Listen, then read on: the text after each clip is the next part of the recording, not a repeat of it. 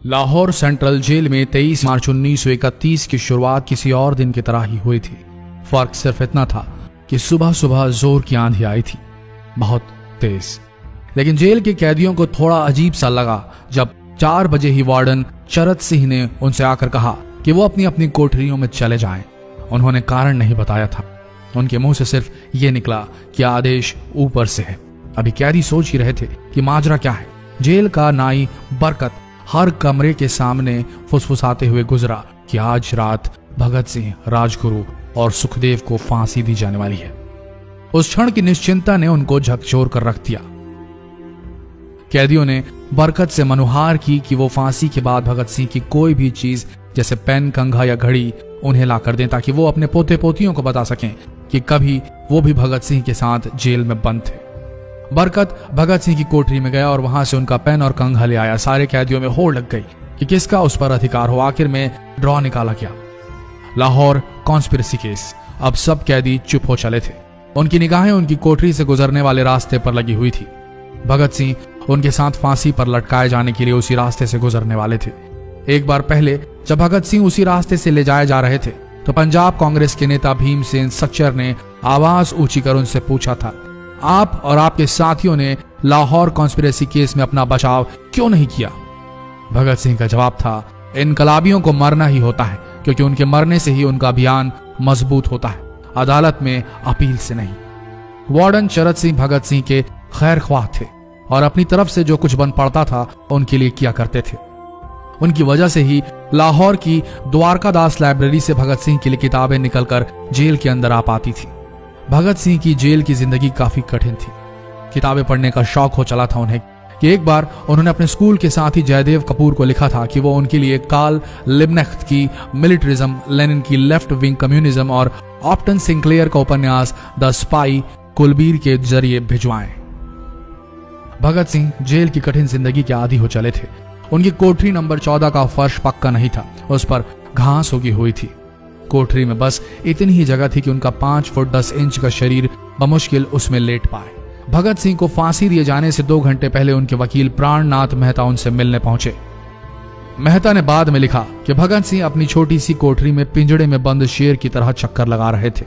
इनकलाब जिंदाबाद। उन्होंने मुस्कुराकर मेहता को स्वागत किया और पूछा कि आप मेरी किताब रिवोल्यूशनरी लेनिन लाए या नहीं। जब मेहता ने उन्हें किताब दी तो वे उसे उसी समय पढ़ने लगे मानो उनके पास अब ज्यादा समय न बचा।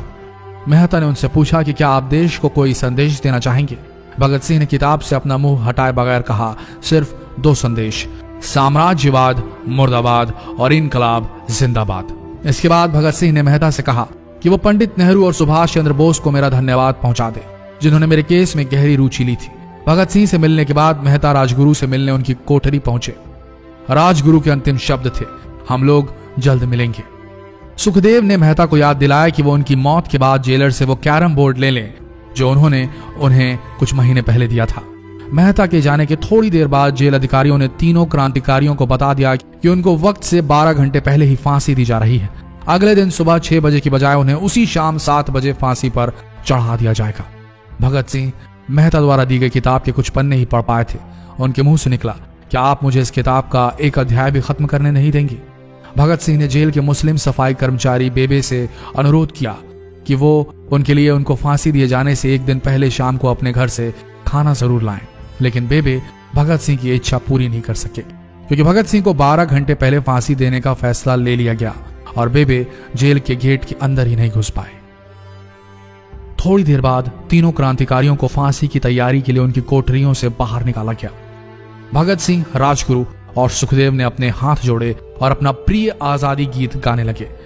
कभी वो दिन भी आएगा कि जब आजाद होंगे हम, या अपनी ही जमीन होगी या अपना आसमान होगा। फिर इन तीनों का एक एक करके वजन लिया गया। सबके वजन बढ़ गए थे। इन सब से कहा गया कि अपना आखिरी स्नान करें। फिर उनको काले कपड़े पहनाए गए लेकिन उनके चेहरे खुले रहने दिए गए। चरत सिंह ने भगत सिंह के कान में फुसफुसा कर कहा कि वाहे गुरु को याद करो। फांसी का तख्ता भगत सिंह लिए बोले, पूरी जिंदगी मैंने ईश्वर को याद नहीं किया।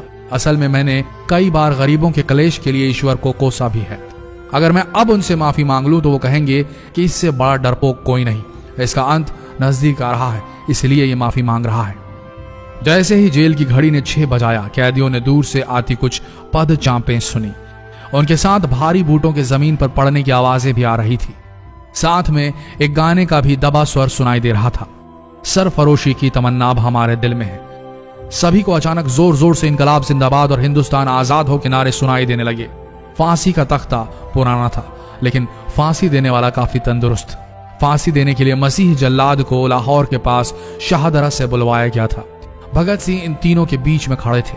भगत सिंह अपनी मां को दिया गया वो वचन पूरा करना चाहते थे कि वो फांसी के तख्ते से इनकलाब जिंदाबाद का नारा लगाएंगे।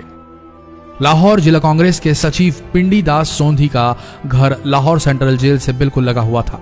भगत सिंह ने इतनी जोर से इनकलाब जिंदाबाद का नारा लगाया कि उनकी आवाज सोंधी के घर तक सुनाई दी। उनकी आवाज सुनते ही जेल के दूसरे कैदी भी नारे लगाने लगे।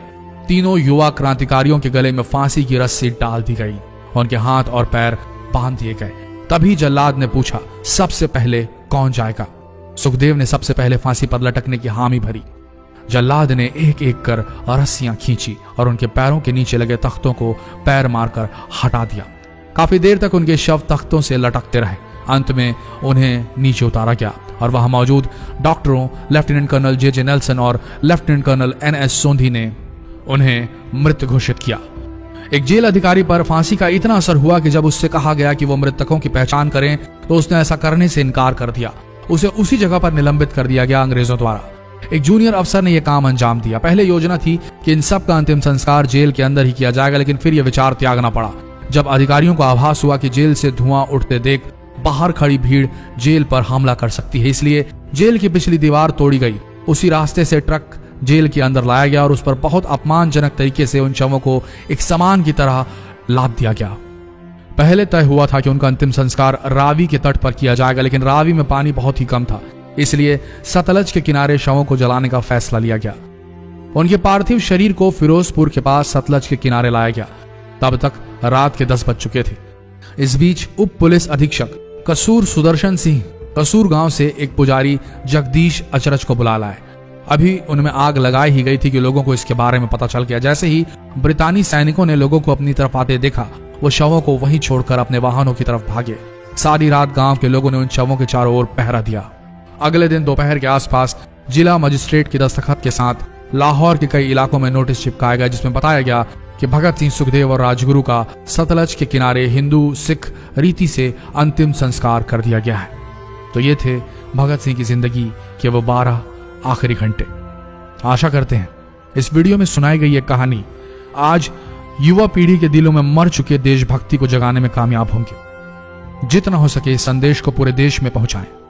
इस वीडियो को शेयर करें फेसबुक पर, व्हाट्सएप पर, और हो सके तो इस पेज को फॉलो करें ताकि ऐसे ही वीडियोस आप तक सही समय पर पहुंच सके। मिलते हैं अगले वीडियो में, तब तक के लिए आप सबका धन्यवाद।